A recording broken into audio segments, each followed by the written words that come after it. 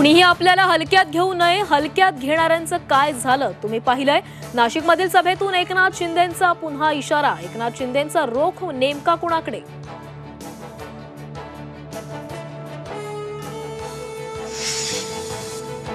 उपमुख्यमंत्री एकनाथ शिंदे रत्नागिरी दौऱ्यावर। चंपक मैदानात दुपारी जाहीर सभा, तर दौऱ्यात अनेक मोठे पक्षप्रवेश होणार।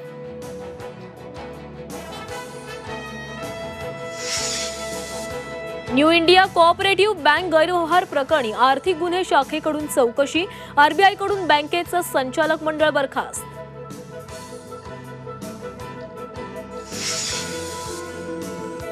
सुरेश धस आणि धनंजय मुंडेंच्या भेटीनं राज्यात वादंग। चंद्रशेखर बावनकुळेंनी दोन्ही नेत्यांची भेट घडवून आणली। वादानंतर लढा सुरूच राहणार असल्याची धस यांची माहिती।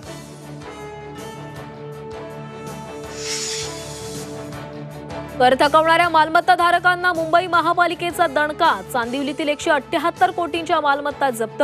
21 दिवसात कर न भरल्यास मालमत्तांचा लिलाव केला जाणार।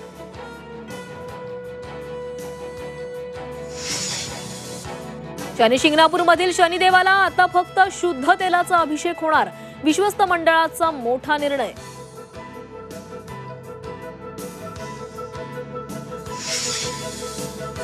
डाळींच्या दरात 2 महिन्यात 50 ते 60 रुपयांची घसरण। उत्पादन वाढल्यानं भाव कमी होण्याची शक्यता।